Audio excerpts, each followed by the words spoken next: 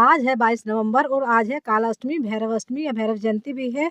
तो आज काल भैरव की जो है पूजा होती है। काल भैरव भगवान का शिव का ही प्रचंड स्वरूप को काल भैरव कहते हैं। भगवान शिव का स्वरूप जो है तो उसके एक सौम्य स्वरूप है जिसको कि बटुक भैरव कहते हैं और जिसको तंत्र की साधना में भैरव का विशेष महत्व होता है। तो काल भैरव वाले दिन अगर हम काल भैरव की उपासना करते हैं तो इससे हमें भय और अवसाद का नाश होता है, व्यक्ति साहसी बनता है और इसलिए हमें काल भैरव की आज जो है विशेष रूप से पूजा करनी चाहिए। और काल भैरव की पूजा करने से शनि और राहु का भी हमें राहु से भी मुक्ति मिलती है और भैरव की पूजा विशेष रूप से की जाती है। काल भैरव की पूजा में हमें जो है बहुत ही ज़्यादा जो हमारे घोर से घोर संकट आ रहे हों और उनसे हमें मुक्ति मिलती है, शत्रु से हमें मुक्ति मिलती है और हमारी जो सारी बाधाएं हैं कोर्ट कचहरी की वो सारी हमारी मुक्त होती है। तो उसके लिए हम एक सरसों के तेल का दीपक जरूर जलाएं। और हम जो दीपक लें वो मिट्टी का ही होना चाहिए या तो फिर आप आटे का भी दीपक बना सकते हैं, लेकिन मिट्टी का दीपक सबसे बेस्ट रहेगा। और हमें जो ये पूजा करनी है किस प्रकार से करनी है वो देख लेते हैं। सबसे पहले हम मिट्टी का दीपक लेंगे। ये पूजा हम किसी भी टाइम सुबह से लेकर रात तक 10-11 बजे तक कभी भी कर सकते हैं भैरव बाबा की पूजा। तो इसके लिए हम मिट्टी का दीपक ले लेंगे, सरसों के तेल से भर कर उसमें हम एक बत्ती लगा देंगे। तो बत्ती लगाने के बाद इसमें हम बड़ी बत्ती या खड़ी बत्ती कोई सी भी लगा सकते हैं और उसमें हम थोड़े से काले तिल भी डाल दें। और ये जो हम दीपक लगाएंगे ये हमें प्रेत बाधाओं से भी हमें मुक्ति दिलाएगा। साथ ही साथ राहु और शनि का अगर कोई चक्कर है तो वो उससे भी हमें मुक्ति दिलाता है। साथ ही साथ बहुत बड़े बड़े गहरे संकट हमारे ऊपर आन पड़े हैं, कोई समस्या पे समस्या बनी रहती है और धन लक्ष्मी का बहुत अभाव हो गया है। तो ये आज के दिन आप उपाय जरूर कर लें। इस एक ही उपाय से आपके सारे संकट दूर हो जाएंगे और भैरव बाबा आपके प्रसन्न हो जाएंगे। तो गृहस्थ लोगों को जो है भैरव बाबा की जो तामसिक पूजा है वो नहीं करनी चाहिए। तो भैरव बाबा के कई स्वरूप हैं, तो उसमें एक है बटुक भैरव जो कि उनका सौम्य स्वरूप है। तो गृहस्थ लोगों को उनकी ही पूजा करनी चाहिए। तो अगर आपके घर में भैरव बाबा की तस्वीर है तो उसके आगे आप दीपक लगा दें, नहीं तो भोले बाबा के आगे भी लगा सकते हैं, नहीं तो मंदिर में जाकर भी लगा सकते हैं।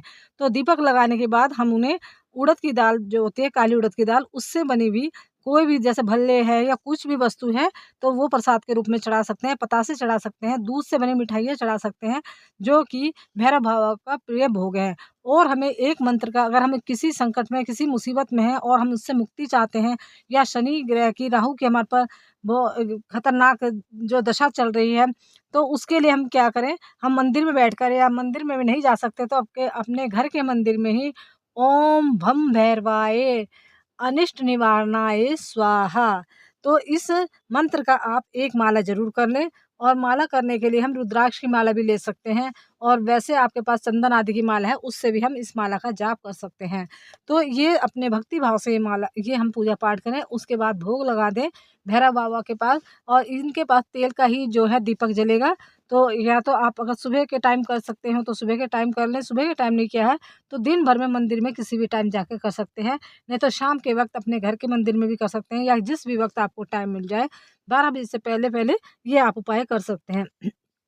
तो इससे आपके घर में जो ये आप जिस समस्या के लिए कर रहे हैं तो वो संकट का निवारण तो होगा ही होगा, साथ में आपके घर धन वैभव लक्ष्मी की वृद्धि होगी और कोई भी समस्या आपके घर नहीं रहेगी और रोग दोषों से भी मुक्ति मिलती है। तो आज ये जो भैरव अष्टमी है इसे काल अष्टमी भी कहते हैं। इसमें माँ दुर्गा की भी पूजा होती है। तो अष्टमी का व्रत माँ दुर्गा के लिए भी किया जाता है।